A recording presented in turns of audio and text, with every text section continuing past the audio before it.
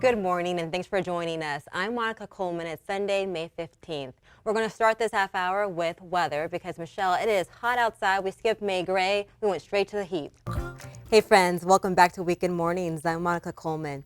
If you're keeping an eye on the time, it's 6:30. Let's go ahead and bring in the weatherman, Rob Colmark. Rob, this morning when I went outside, it was cooler and it brought a smile to my face because I think that means temperatures are going to drop a little bit. No more 102s. ABC is reporting that there's a poll that 60% of Americans did not want this ruling to be overturned. I want to ask you one question because this has been 50 years in the making of a fight for a lot of people who are pro-life. What are people telling you about this historic day?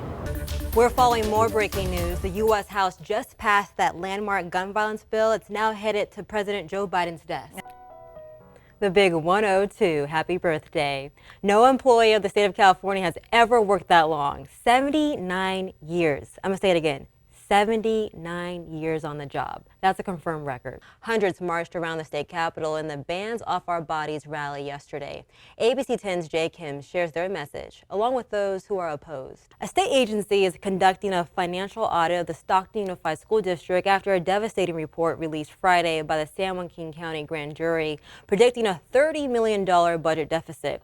Now underway, lanes of Interstate 5 in Sacramento will be closed tonight for the Fix 5 SAC project. And we're here in California. State lawmakers are making moves to make the Golden State abortion sanctuary. State lawmakers are debating 14 new bills right now. The president and first lady are expected to be there. Right now, you can see he has just landed. We saw them leave San Antonio less than an hour ago.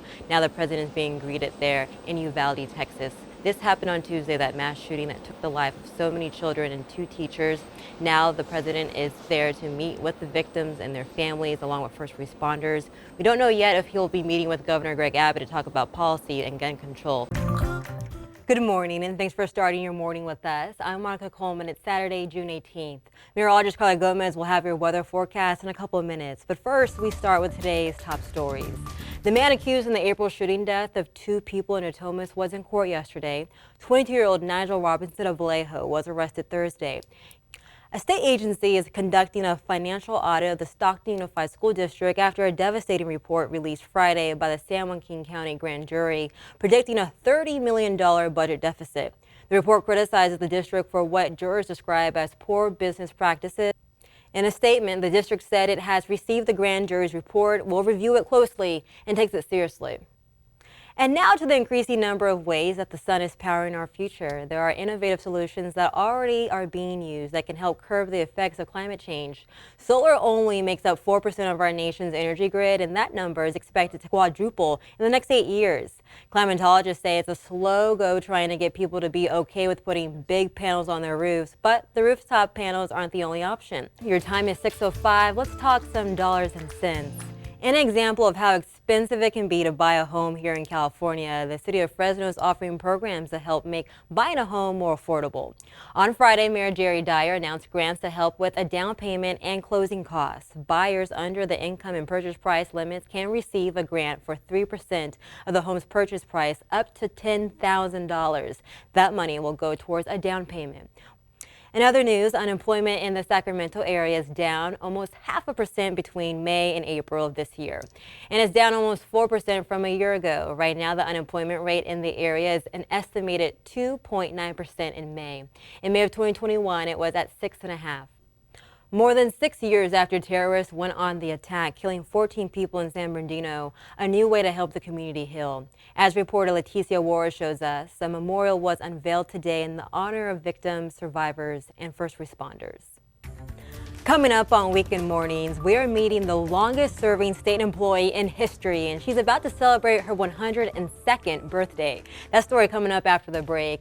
Plus, after working for more than 4 decades as a teacher in Stockton, he's being honored by the school district. His story and more coming up in about 2 minutes. It was a day of celebration for 6 women who graduated from Women's Empowerment, a comprehensive 8-week job readiness program designed to get women out of homelessness. ABC 10 was there as graduates' family members, mentors, and friends gathered to hear each other's stories and future plans. The man who founded Old Sacramento's iconic Firehouse restaurant passed away. Lloyd Harvgo died peacefully on Monday, surrounded by his family. The Harvgo family released a statement confirming his death. They went on to say Lloyd understood the restaurant was more than a family business, but a true labor of love. Many people who love their jobs may put in 20 to 30 years at the place. We caught up with a state employee who's been on the job since World War II. Walt Gray tells us about how she's celebrating another big birthday. The big 102, happy birthday. No employee of the state of California has ever worked that long. 79 years. I'm gonna say it again, 79 years on the job. That's a confirmed record. Mr. Coleman was picked after a selection committee received a large number of letters supporting him. The school board then okayed it. A movie about people in prison taking an offer to be a part of a medical experiment is now trending on Netflix. As odd as it sounds, Marcus Allen says it's what to watch. Coming up in the next half hour of Weekend Mornings. Is the water in your faucet tasting a little strange? Well, the current heat wave we've been having could be behind that. That report coming up after the break. Plus, the FDA has signed off on vaccines for kids as young as 6 months old. Welcome back to Weekend Mornings. I'm Monica Coleman. If you're keeping an eye on the time, it's 6:27, and we have a big weekend. Tomorrow's Father's Day. We have Juneteenth. Carly, how can we plan to spend it? We start this half hour in Sacramento. More than $1,000 in merchandise stolen from a Sacramento nonprofit. Now the founder of the Fly Brave Foundation says the mission is keeping her focused. ABC 10's Luke Cleary reports. Vanessa filed a police report with the Sacramento Police Department with surveillance photos of the suspected vehicle. We have reached out for an update on the investigation, but Sacramento PD has not gotten back to us just yet.